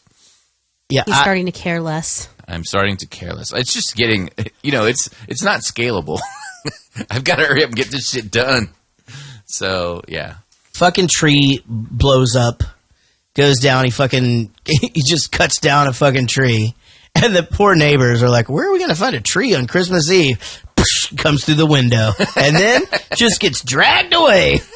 And then nothing. They don't do anything about it. They don't yell at him. No. It's just them sitting, whining on the stairs. But he's lost his goddamn mind. He's got the chainsaw in the bathroom. He's walking out. He fixes the fucking banister. Fix the banister. Have I told y'all on this podcast yet about my old buddy Slim, his brother, and his my old buddy Slim? We need that guy on the podcast. And his brother's smart idea on how to dispose of his Christmas tree one year. Oh, yeah, you did tell this is last good year. stuff. Go ahead. Okay, so just because I thought like that, that went up really fast. Oh, that's right. Push it into the fireplace. He fed it into the fireplace thinking, it'll just burn a little at a time, and I'll just keep feeding it in. And his whole fucking living room in flames because the thing just went boom. Oh, Jesus Christ, man. Because they've aged themselves, 6 weeks by then. I mean, they're just prime fucking ready to. Ready. Yeah. I mean, he just didn't think twice about it. Just like the old man. I'll put it in there. It'll burn. I'll just push a little more in. Like he's feeding it up the fucking chimney like the goddamn Grinch. It's crazy. Did he have carpet? Oh, I'm sure. I mean, my God. The house was fucked. Like it was a real big ordeal just because, just from being a dumbass. Just smoke damage and things like that are just, oh my God. Son, I love you. We all love you. This is a terrible night. Nothing's gone right. It's a disaster. But you losing your temper with the whole family only makes things worse. And you're too good a father to act like this. In years to come, you want your children and your family to remember all the love you gave us and how hard you tried to make the perfect Christmas. You just cocked it up. It's okay. It happens. All our holidays were always such a mess. Oh, yeah. How did you get through it? I had a lot of help from Jack Daniels. Boy, don't I know it. So he asked his dad if he's going to recite the night before Christmas or whatever, and his dad's like, no, this is your house or whatever. And I literally for a second thought, you know what? Maybe I should just have everybody sit down and I'll just read the night before Christmas. That sounds like the worst. To everybody, and it'll be great. And then I thought to myself, that's the fucking stupidest idea I've ever had. Terrible. No, I'm not going to do that. Even I can't get the kids to fucking pay attention to a fucking bedtime story. Ever to listen to it. I don't know about that. I read it to him. If the alternative, he has to go to sleep. Yeah. He told me today they're reading it at school. He goes, yeah, we're reading the Santa Claus and we're working on that. Yeah. Let me ask you, do you have anything that your dad has passed down to you that like was his duty and now it is your duty? Not one fucking thing. My dad, I love my dad. My dad was a great provider. He worked really hard. He was great.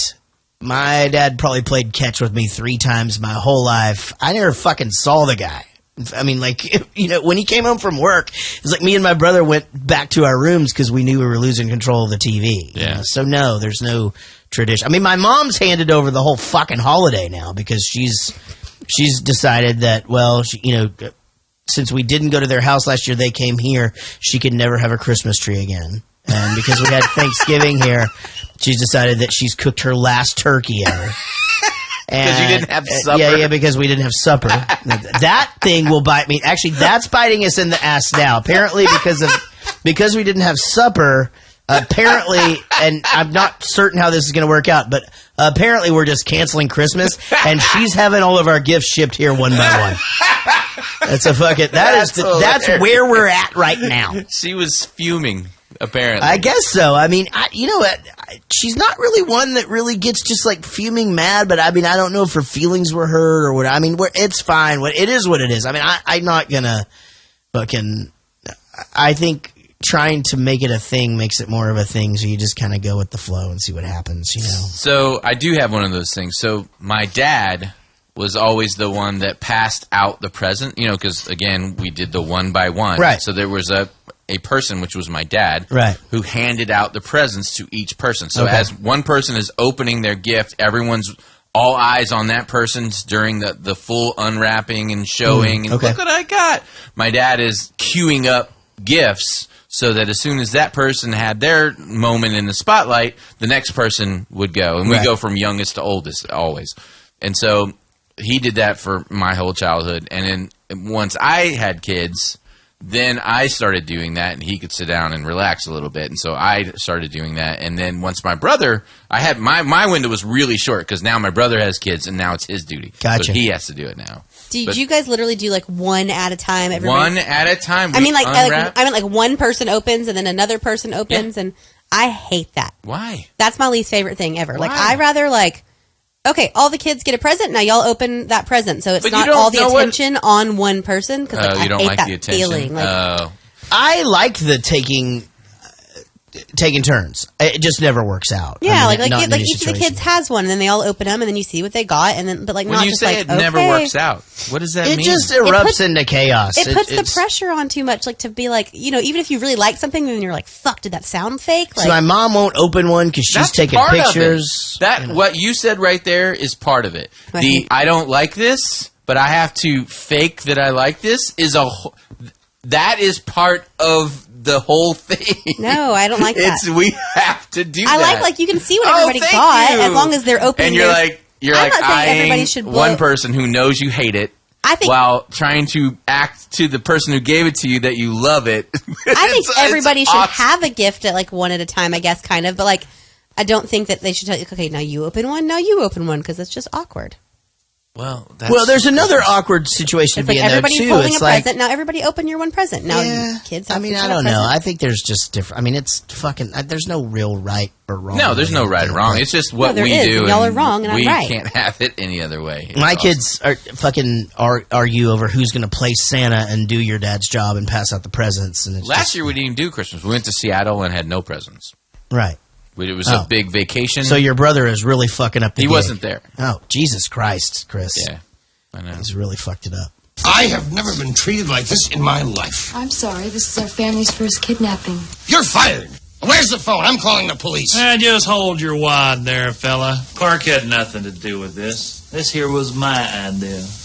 All right, he's still fired, and you are going to jail. Oh, no, Eddie, it was my fault. I lost my temper when I got my bonus, and I guess I said a few things I shouldn't have. Bonus? How did you get a bonus? I cut out bonuses this year. Yeah, and thanks for telling us. I was expecting a check. Instead, I got enrolled in a jelly club. 17 years with the company. I've gotten a Christmas bonus every year but this one. If you don't want to give bonuses, fine. But when people count on them as part of their salary, well, what you did is just plain... Sucks. Thank you, Russ. Thank you, Russ. Thank you, Russ. You know, Brian Doyle Murray in this scene is a little it's a little wacky watching him. Like even delivering, like his hands are like he's twitching his fingers real bad. Uh-huh. It's odd. Like it's almost like he's uncomfortable in the scene. His brother Joel. I did a little research on the Murray brothers because I didn't realize how extensive it was. I thought it was just him. Oh, okay. And then there's Joel.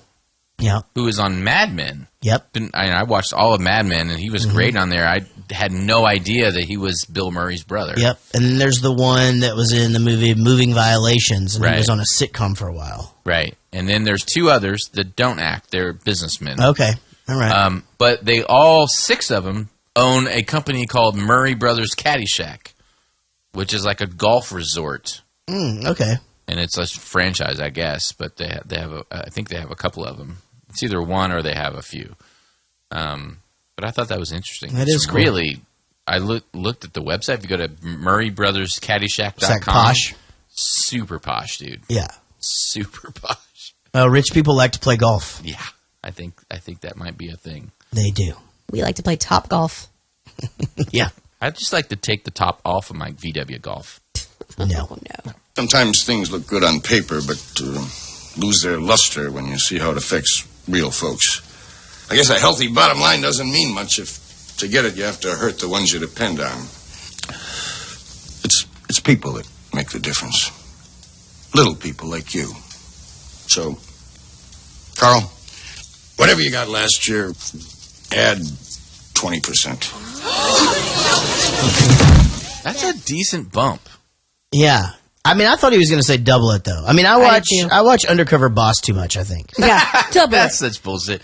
That's a lot to report back to the shareholders, though, and with 1 week left in the year. Well, he didn't say everybody's getting that. He said that Clark's getting that. Plus, their year might not start till March. True, but that's serious budgetary problems. That's a lot of money that he know. didn't budget for.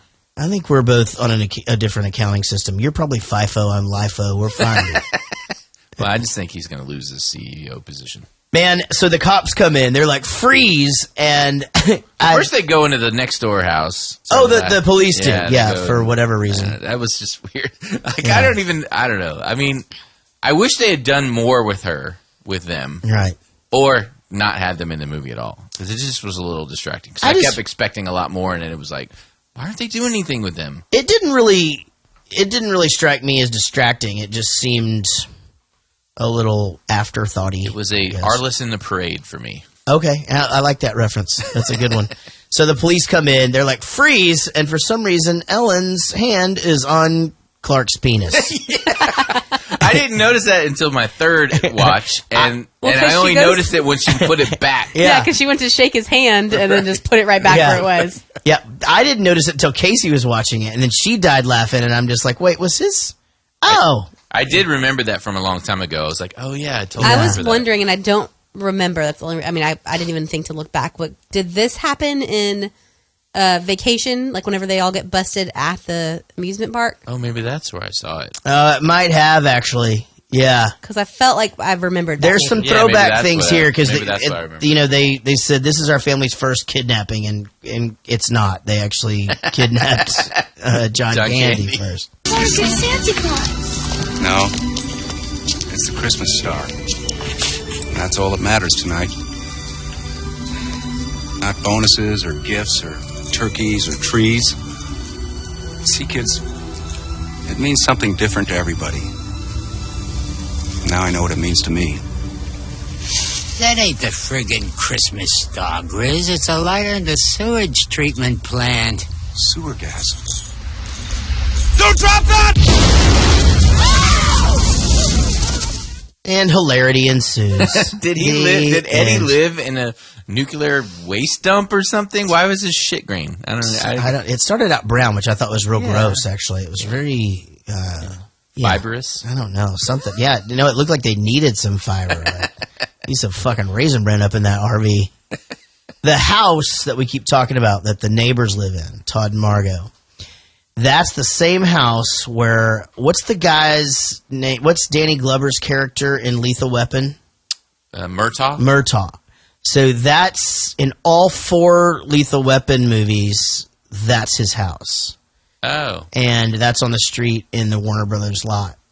And one of the other trivia things that I wasn't even going to mention, but I will because we talked about it earlier, but the fact that the kids are all different in the Vacation movies, all of the children were the same in all 4 Lethal Weapon movies, and they lived in this house each time. Yeah. So, couple little One trivia. of the times they were expanding because they used the nail gun on one of the... That's right. Is that the Gary Busey one? I don't remember. No, that was the first one. Yeah. I think it was the third one. Well, all in all, I enjoyed it. I mean, I get what you're saying. It's not your favorite. I don't feel like it's laugh out loud the whole time. But definitely it holds true. I think I see that it's a good one to watch with your family as tradition and things like that. I mean, everybody that I've mentioned this to, they're like, we watch that every single year, so it makes sense. And that's why DirecTV obviously is not giving us to. It's not free right now. Right. We had to pay for this shit. Yeah, it was free all year round until now. Until now, basically. Right. But yeah, man, it was a great movie. Great. I'm glad we picked it. Yeah. Next year we'll dive into something else. Happy holidays to everybody. Mm-hmm. What do we have now? Last week, what did we do? We're last doing week? one more Christmas movie. Okay, and what is that? Serendipity. Okay, Serendipity. I don't know anything about it. Never seen it. Is this a chick flick? Or? It's a chick flick. Yes, Yeah. very okay, much who's so. in this? John Cusack. Okay, yeah, I like that guy. And oh shit, I can't believe I forgot her name. Super hot. Fuck. Kate Beckinsale. Okay, awesome. So next week will be Serendipity, and that will complete our Christmas movies, and then we're moving on to Boogie Nights. Boogie Nights is the New Year's Eve movie. Okay, that's going to be super awesome. We're going to get to see a nice, huge prosthetic penis, and a lot of boobies. It's going to be good. I can't wait. And what's her face has a red bush in it, and Heather Graham is real young. You're going to like Heather Graham in Boogie Nights. Have you seen it yet? A long time ago once. You're going to like Heather Graham in it. I recall liking her a lot in it. Yeah. Not that you wouldn't like her now. I mean, you saw her boob in The Hangover too, right? Yeah, but I mean, she's quite older. Or is it The One? I don't remember. I don't know. Boob's a boob. Nope. Agree to disagree, Rich. Thank you guys so much for listening. I hope everybody has a fantastic rest of the week. If you could do anything for us, it would be help spread the word. Why not like us on Facebook, like us on iTunes, like us everywhere. Please share. Tell one friend to listen that may get a kick out of Rich's hijinks. Email us at jaretgoesthemovies@gmail.com. Follow us on Twitter at JaretMovies, and we will see you down the road.